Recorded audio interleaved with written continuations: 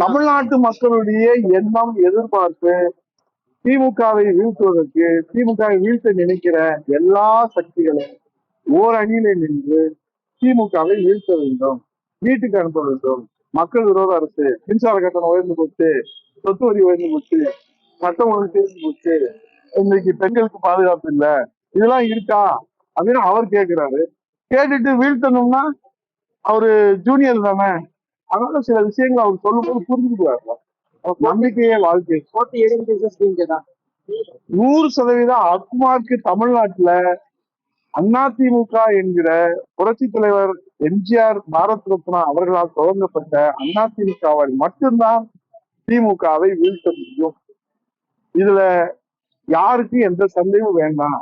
யார் முயற்சி செஞ்சாலும் 75 ஆண்டுகள் உள்ள பவளவிழா காண்கிற மாபெரும் சக்தி, தொண்டர்கள் சக்தி கொண்டிருக்கிற, நான் உடைத்தே சொல்கிறேன், அந்த இயக்கத்தை இன்றைக்கு தொடங்குகிற கட்சிகள் வீழ்த்த நினைத்தால் அது பகல் கனவாக போய்விடும். தொண்டருடைய உழைப்பு வீணாகி போய்விடும். இப்போதே நான் சொல்லுகிறேன், அன்பு சகோதரர் விஜய் அவர்களுடைய தொண்டர்களுடைய உழைப்பை வீணடிக்க வேண்டாம்.